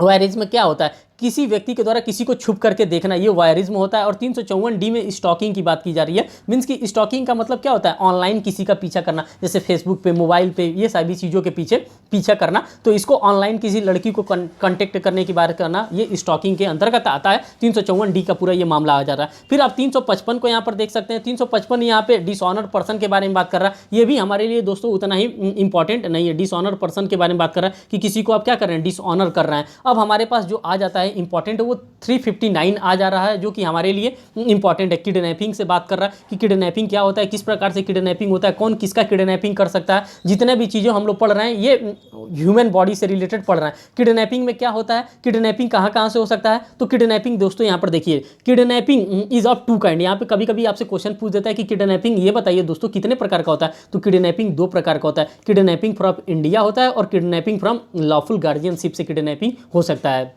तो पहला क्वेश्चन आपको 359 से आपको मिल गया कि किडनैपिंग कितने प्रकार की हो सकती है, तो किडनैपिंग 2 प्रकार की हो सकती है। पहला किडनैपिंग फ्रॉम इंडिया हो सकता है और दूसरा किडनैपिंग फ्रॉम लॉफुल गार्जियनशिप से हो सकती है। जो 360 में बताया किडनैपिंग फ्रॉम इंडिया कब होगी, कब माना जाएगा कि किडनैपिंग फ्रॉम इंडिया से हुआ है और कब माना जाएगा कि किडनैपिंग फ्रॉम लॉफुल गार्जियनशिप से हुआ है। तो यहाँ पे दोस्तों जो दिया हुआ है, यहाँ पे जैसे through out of territory of India से लेकर के चला गया है, तब ये माना जाएगा कि ये कहाँ से किडनैपिंग हुआ है, किडनैपिंग फ्रॉम इंडिया से हुआ है। अगर मान लीजिए कि किसी को अरेस्ट किया गया, किसी को किडनैप किया गया और उसको किडनैप करके कहां, विदेश हम लेके चले गए, तो ये माना जाएगा कि through outside of territory of India, तो माना जाएगा कि उसको क्या किया गया, किडनैपिंग फ्रॉम इंडिया से कर लिया गया।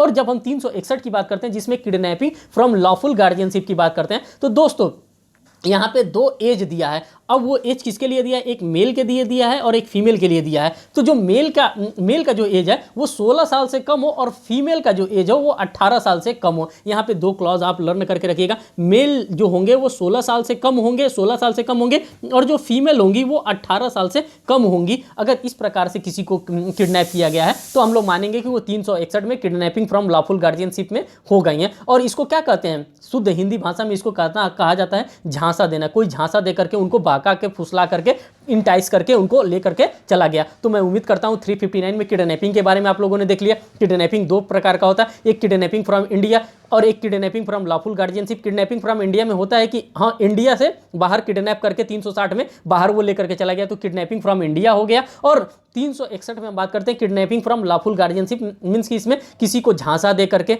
और किसी को बहला करके, फुसला करके, चलो तुम्हारे पापा बुला रहे हैं, और वो लेकर के चला गया, तो किडनैपिंग फ्रॉम लॉफुल गार्जियनशिप हो गया। तो इसमें 2 चीज़ों का और ध्यान रखिएगा, एज की बात कर रहा है। मेल अगर है तो 16 साल से कम और फीमेल है तो 18 साल से कम। ये बात आपके लिए इंपॉर्टेंट है।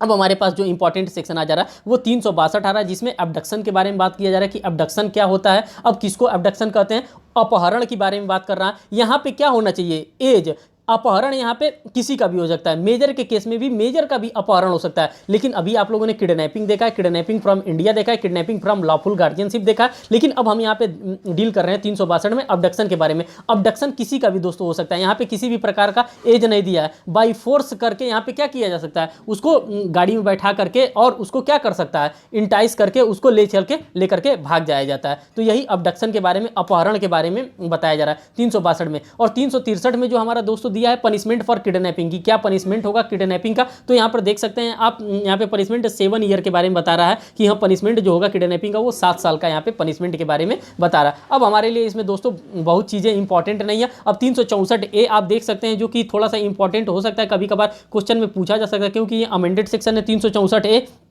और ये 364A है। ये किडनैपिंग किया जा सकता है रैंसम के लिए, मीन्स कि फिरौती आदि मांगने के लिए 364A में किडनैप किसी व्यक्ति को किया जा सकता है। तो 364A आप लर्न करके रखेंगे कि फिरौती मांगने के लिए किडनैप किया गया। अब हमारे पास 366 भी हमारे लिए उतना इंपॉर्टेंट नहीं है, और उसके बाद से 365 366 ये भी हमारे लिए इंपॉर्टेंट नहीं। अब हमारे पास 366A और 366B थोड़े से इंपॉर्टेंट हो सकते हैं, क्योंकि ये जो अमेंडेड सेक्शन है इसको हमें छोड़ना नहीं है। 366A में देखिए प्रोक्यूरेशन ऑफ माइनर गर्ल का, मीन्स कि यहाँ पे माइनर गर्ल को, अप्राप्त वय लड़की का अपहरण किया जा रहा है। यहाँ पे एज बेस्ड क्वेश्चन आ जा रहा है कि एज से रिलेटेड क्या, लड़की की एज क्या होनी चाहिए। तो आप यहाँ पे एज को भी देख सकते हैं, यहाँ पे एज दिया है, देखिए induce any minor girl under the age of 18 year, वो 18 साल से कम हो, to from any place or to do any act which intent that such girl may or knowing that is likely to see will be force और seduce, या तो उसको force से उठाया गया हो या उसको सीड्यूस किया गया हो, तो ये 366A में फॉल करेगा। और 366B की बात कर रहा है, 366B में क्या कर रहा है, तो यहाँ पे कर रहा है importing of girl from foreign country, means कि इंपोर्ट कर देना, विदेश से लड़कियों का आयात करना, ये 366B यहाँ पे बताता है। अगर आप इसको रीड करना चाहेंगे 366B को, तो आप रीड कर सकते हैं IPC के सेक्शन 370 से। IPC में 370 है, उसके साथ आप 366B को रीड कर लेंगे तो आपको और बेहतर से समझ में आ जाएगा। अब हम पढ़ते हैं 370 के बारे में, जो कि हमारा इंपॉर्टेंट है। 370 IPC में यहाँ पे बात करता है ट्रैफिकिंग ऑफ पर्सन का, मीन्स कि ट्रैफिकिंग का मतलब होता है व्यक्ति का दुर्व्यापार के बारे में बात कर रहा है कि व्यक्तियों का किस प्रकार से दुर्व्यापार किया जा रहा है और उसको नहीं किया जाना चाहिए। इन सभी चीज़ों के बारे में हम बात करेंगे। देखिए यहाँ पे 4-5 टर्मिनोलॉजी दिए हैं कि किस किस टर्मिनोलॉजी में ये वर्क करता है। यहाँ पे 6 प्रकार के टर्मिनोलॉजी दिए हैं। अब 6 प्रकार के टर्मिनोलॉजी में क्या क्या है, पहला जैसे यहाँ पे ट्रैफिकिंग ऑफ पर्सन, अब देखिए उन 6 कंडीशंस को मैं लेकर के आ रहा हूँ। देखिए जैसे पहला कंडीशन यहाँ पे दिया है यूजिंग थ्रेट, या तो उसके ऊपर क्या किया जा रहा है, किसी प्रकार का बल का इस्तेमाल किया जा रहा है। पहले में दिया है यूजिंग थ्रेट, अगर उसके ऊपर किसी भी प्रकार का बल इस्तेमाल किया जा रहा है तब, ठीक। सेकंड वाले में क्या बात कर रहा है, सेकंड में बात कर रहा है यूजिंग फोर्स और एनी अदर फोर्स और कोएर्सन, और करके सब में आगे दिया है, और अबडक्शन किया जा रहा है। फोर्थ में क्या दिया है, बाई प्रैक्टिसिंग फ्रॉड और डिफेक्शन किया जा रहा है, और एब्यूज ऑफ पावर किया जा रहा है। और 6 में by inducing the given receiving payment benefits, इन सब चीज़ों के बारे में बात किया जा रहा है। ये मीन्स कि यहाँ पे 6 चीज़ों के बारे में 6 कंडीशन बताएगा। अगर इन 6 कंडीशन में भी अगर कुछ किया जा रहा है तो माना जाएगा कि आप ट्रैफिकिंग कर रहे हैं किसी भी पर्सन का। और यहाँ पे एक चीज़ और देख लीजिए, इसमें जो बताया जा रहा है, इसमें और भी दिया है, इसमें रिक्रूट्स किया जा रहा है, ट्रांसपोर्ट किया जा रहा है, हार्बर किया जा रहा है, ट्रांसफ़र किया जा रहा है, रिसीव किया जा रहा है। ए पर्सन फ्रॉम पर्सन, एक पर्सन से दूसरे पर्सन को क्या किया जा रहा है, मनुष्यों को मनुष्यों के द्वारा खरीदा जा रहा है, बेचा जा रहा है, उनको हार्बर किया जा रहा है। इन सभी चीज़ों के बारे में 370 में बताया गया। ये आर्टिकल 370 नहीं है, ये धारा 370 है IPC का, ट्रैफिकिंग ऑफ पर्सन के बारे में यहाँ पे बताया जा रहा है। तो आप लोग यहाँ से इसको देख सकते हैं, बस यही इंपॉर्टेंट था कि क्या होता है इसमें। और 370A में जब आप पहुँचेंगे तो 370A में यहाँ पे दिया है एक्सप्लोइटेशन ऑफ ट्रैफिकिंग, ये भी हमारे लिए इंपॉर्टेंट नहीं है। अब हमारे लिए जो इंपॉर्टेंट है दोस्तों, बस 1 मिनट में बता रहा हूँ आपके लिए अब क्या इंपॉर्टेंट है। अब हमारे लिए जो इंपॉर्टेंट हो जा रहा है वो 374 हमारे लिए इंपॉर्टेंट हो जा रहा है, और यहाँ से 375 हमारे लिए इंपॉर्टेंट हो जा रहा है। 374 में क्या दिया है, 374 में हमारा दिया है अनलॉफुल कंपल्सरी लेबर के बारे में बात किया जा रहा है कि किसी के द्वारा अनलॉफुल कंपल्सरी मीन्स विधि विरुद्ध विधि विरुद्ध अनिवार्य श्रम किसी से नहीं लिया जा सकता है। जैसे कि हमारे कॉन्स्टिट्यूशन ऑफ इंडिया में भी बताया गया, आर्टिकल नंबर 23 में और आर्टिकल नंबर 24 में बताया गया, बच्चों के लिए भी बताया गया कि मीन्स कि आप किसी से बधुआ मजदूरी आप नहीं करवा सकते हैं, किसी से फोर्स लेबर आप नहीं करवा सकते हैं। और हमारे पास जो अब इंपॉर्टेंट आ रहा है, सबसे बड़ा चीज़ आ रहा है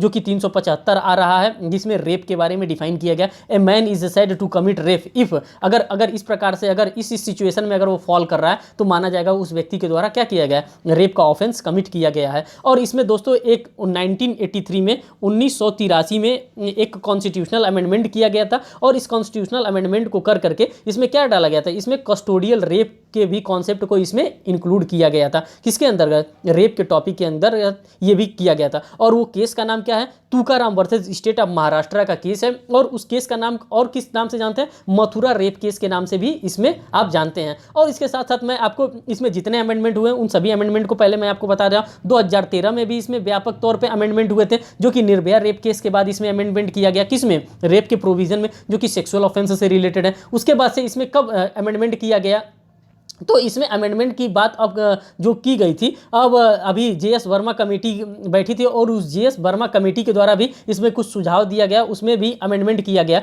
और भी अगर रिलेटेड इससे अमेंडमेंट से कोई प्रोविजन आ रहा है तो मैं आपको बताने का मैं डेफिनेटली प्रयास करूंगा। तो देखिए इसमें आप देख सकते हैं कि रेप के प्रोविजन के बारे में 375 में डिफाइन किया गया कि हाँ ये किस किस प्रकार से हो सकता है, क्या हो सकता है। जैसे यहाँ पे दिया है, फर्स्ट अगेन सर्विल हो जाएगा, second without her consent, third में with the consent have been obtained by putting her fear, अगर फियर में उसको डाल करके, अगर किसी डेथ के डर में अगर डाल करके इस प्रकार से अगर उससे सहमति लिया है तो ये माना नहीं जाएगा कि आपने सही तरीके से आपने क्या लिया है, उससे कंसेंट लिया है। और जो फिफ्थ में बात कर रहा है अनसाउंडनेस, अगर वो अनसाउंड माइंड की है, अगर उस प्रकार से आपने उससे कंसेंट ले लिया तो भी ये नहीं माना जाएगा कि हाँ आपका कंसेंट था। और फिफ्थ में जो यहाँ पे बताया जा रहा है, फिफ्थली में यहाँ पे वही अनसाउंडनेस और इंटॉक्सिकेशन के बारे में बताया जा रहा है। और सिक्स में जो बताया जा रहा है, सिक्स हमारे लिए इंपॉर्टेंट है क्योंकि ये सेचुरेटरी रेप के बारे में बता रहा है, जिसमें 16 से 18 कर दिया गया। जेएस वर्मा कमेटी बैठी थी जिसमें एज को पहले 16 साल था, अब 16 से 18 ईयर इसमें एज कर दिया गया। और ये सेचुरेटरी रेप मीन्स कि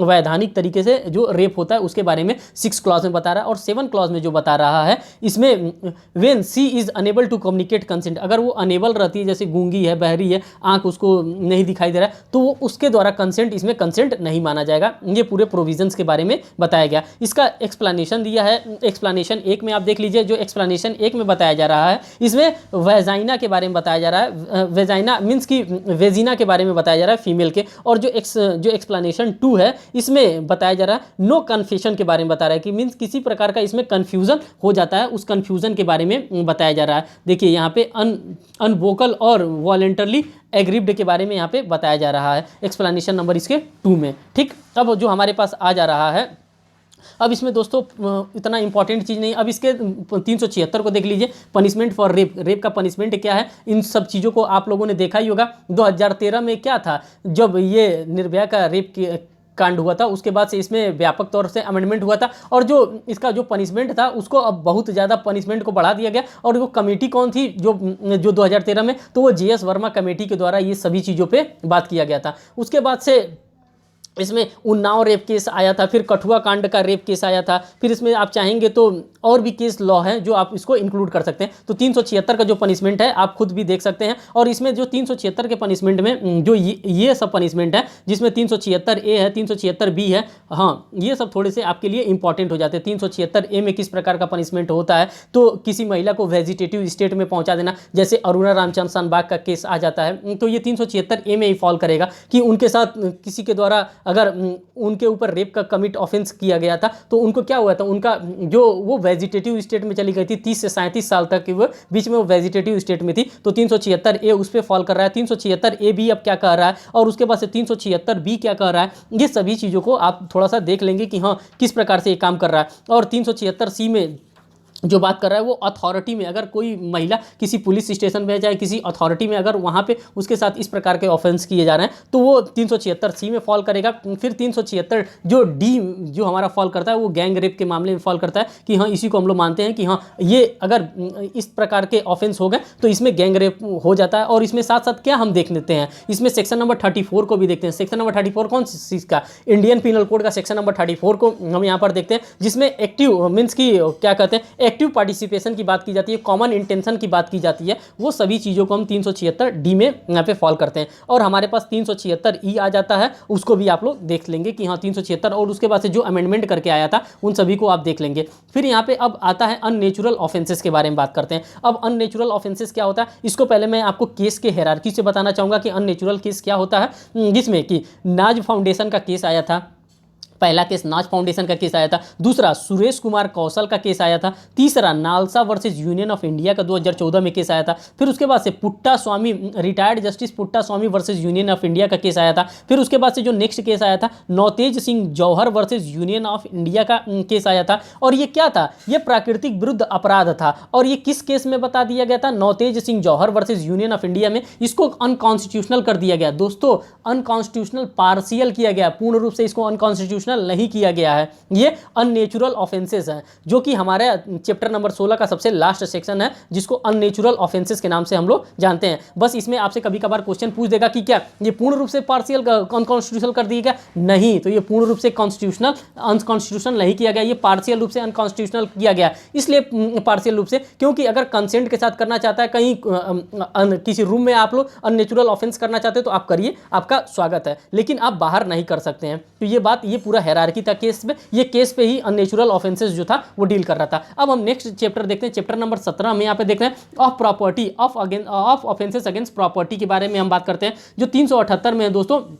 यहाँ पे चोरी के डेफिनेशन के बारे में बताया गया कि चोरी क्या होता है, कितने प्रकार से चोरी किया जा सकता है। और इससे रिलेटेड मैं केस लॉ आपको बता दे रहा हूँ जो चोरी से रिलेटेड है। इसमें के.एन. मेहरा का केस लॉ आता है, जो कि आपके लिए इंपॉर्टेंट है। के.एन. मेहरा का जो केस है वो आपके लिए इंपॉर्टेंट है। इसमें क्या होता है, इसमें किसी भी प्रॉपर्टी को आप क्या कर सकते हैं, डिसऑनेस्टली, यहाँ पे देखिए वर्ड, बस की वर्ड आप याद रख लिए, डिसऑनेस्टली क्या कर सकते हैं, किसी प्रॉपर्टी को आप क्या कर सकते हैं, मूव करा सकते हैं। किसी मूवेबल प्रॉपर्टी को आप क्या कर सकते हैं, उसको हटा सकते हैं। कब हटा सकते हैं, और उसकी प्रॉपर्टी को हटा सकते हैं बिना उसके कंसेंट के, तब माना जाएगा क्या कर दिया, आपने चोरी कर दिया। अगर कहीं उसकी प्रॉपर्टी को उठा करके एक जगह से दूसरे जगह आपने छुपा दिया तो आपने मान लिया जाएगा कि हाँ आपने चोरी का ऑफेंस कर दिया।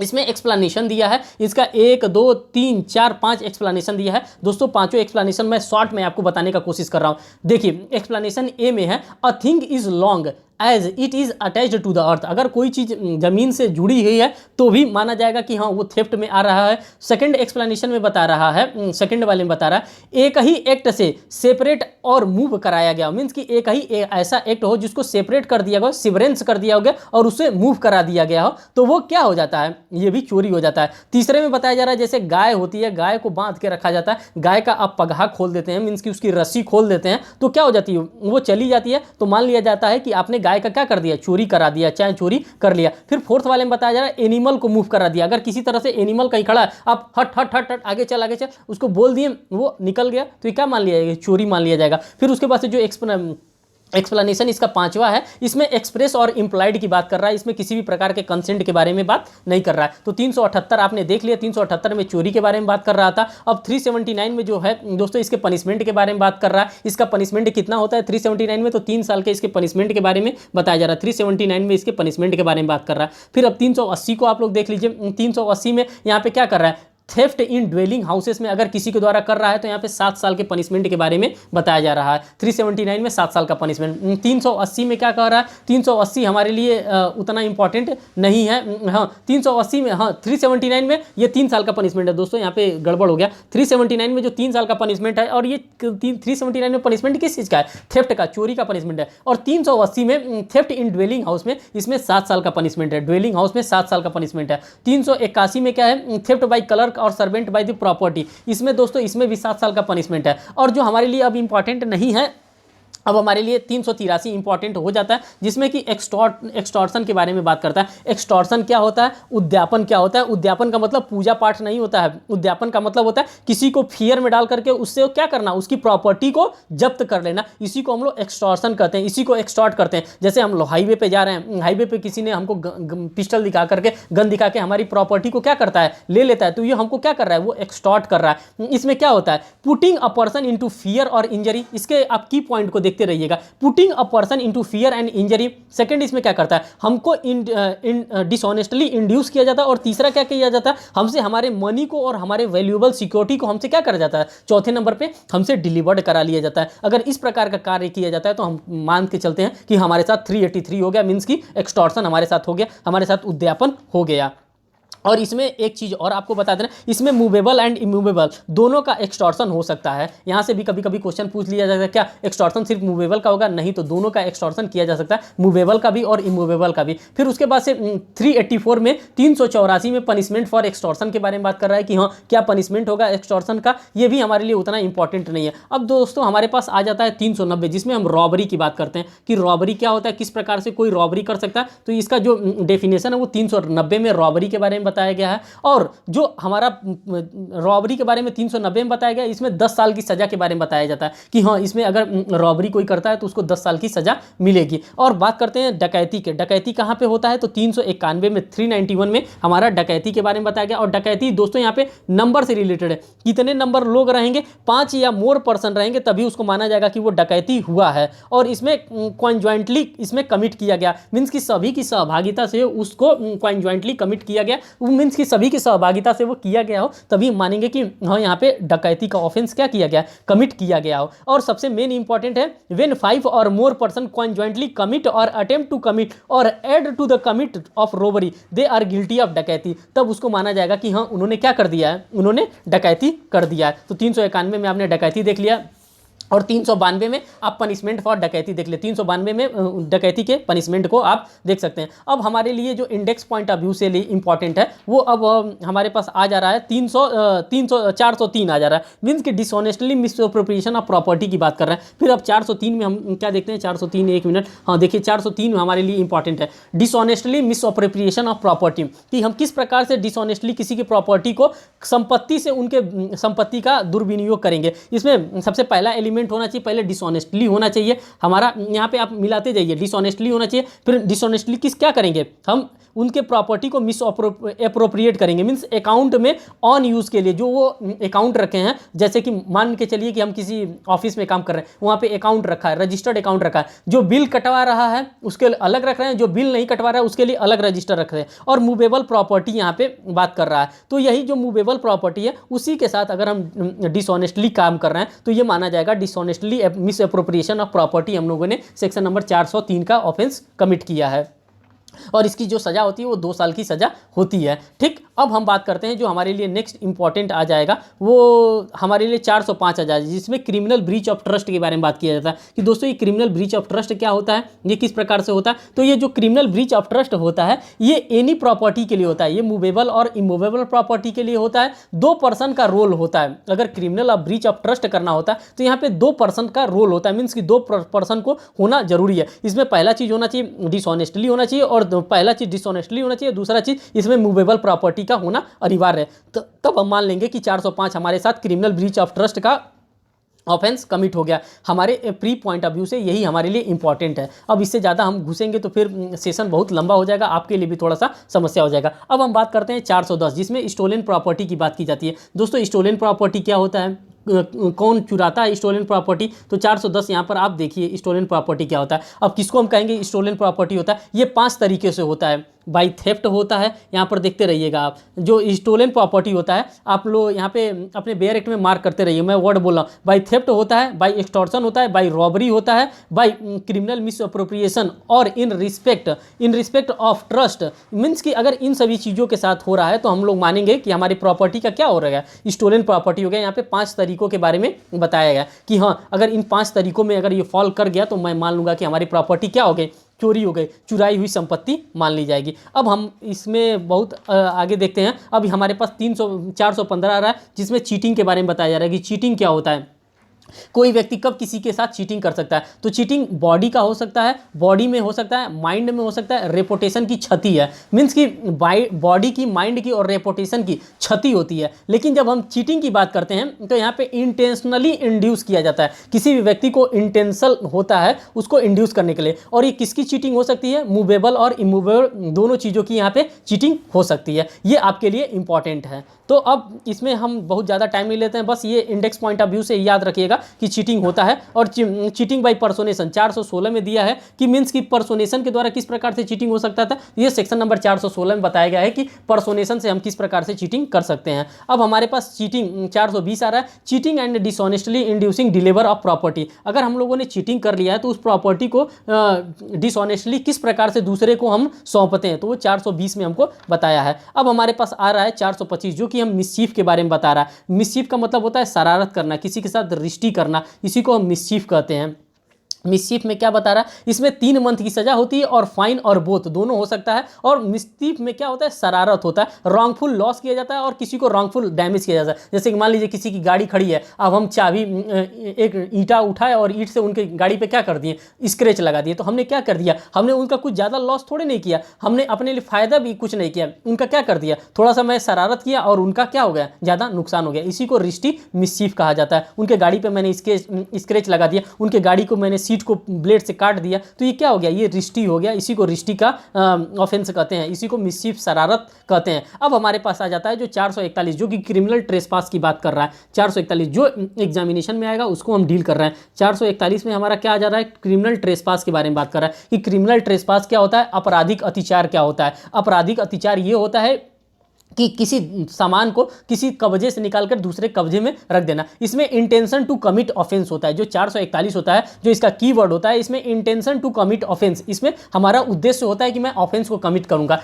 किस प्रकार के ऑफेंस को कमिट करूंगा, या तो मैं उनको इंसल्ट करूंगा, या तो उनको इंटिमिडेट करूंगा, मीन्स कि उनको धमकी दूंगा, या तो उनको एनॉय करूंगा, किसी भी प्रकार से क्षुब्ध करूंगा। तो ये मान लिया जाता है, अगर ये चारों एलिमेंट जो मैंने बताया, अगर ये चारों एलिमेंट इसमें मौजूद है तो हम लोग मान लेंगे कि उनके साथ क्या हो गया, उनके साथ क्रिमिनल ट्रेसपास हो गया है। अब 442 में आप देख लीजिए हाउस ट्रेसपास क्या होता है, किस प्रकार से हाउस ट्रेसपास होता है, आप इसको देख सकते हैं, इंडेक्स पॉइंट ऑफ व्यू से ही इंपॉर्टेंट है। अब हम बात करते हैं ब्रेकिंग हाउस 445 में कि ब्रेकिंग हाउस क्या होता है, किस प्रकार से आप ब्रेकिंग हाउस करके किसी के यहाँ चोरी कर सकते हैं। तो यहाँ पे कंडीशन दिया है, first, second, third, fourth, fifth, six, ये 6 कंडीशन दिया है। इस 6 कंडीशन में अगर फॉल कर रहा है तो मान लिया जाएगा कि आपने हाउस ब्रेक करके क्या किया है, किसी के घर में हाउस ब्रेकिंग करके चोरी किया है। अब हमारे पास अब जो इंपॉर्टेंट सेक्शन आ जा रहा है दोस्तों, इधर से बहुत ज़्यादा क्वेश्चन बनने वाले नहीं है जो कि हम लोग देख रहे हैं। अब हम 463 पे आ जा रहे हैं जिसमें फॉर्जरी की बात कर रहा है कि फॉर्जरी क्या होता है, फॉर्जरी किसके द्वारा किया जा सकता है। तो 463 में हम यहाँ पे फॉर्ज को देख लेते हैं। फॉर्जरी का मतलब होता है कूट रचना, कि किस प्रकार से कूट रचना किया जाता है। जब हम लोग क्वाइन का चैप्टर पढ़ेंगे, चैप्टर नंबर 12 पढ़ेंगे,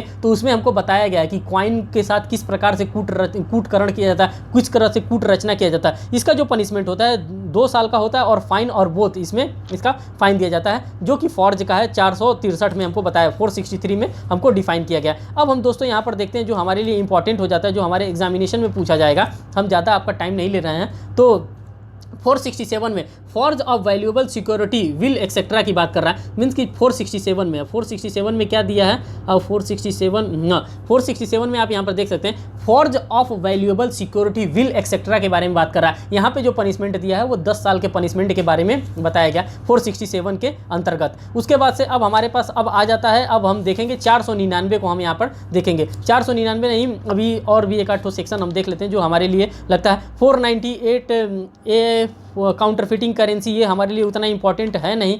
फिर उसके बाद से जो हम यहाँ पर देखना चाहते हैं, रुक जाइए एक मिनट, ब्रीच ऑफ ट्रस्ट, ये भी हमारे लिए इंपॉर्टेंट नहीं है।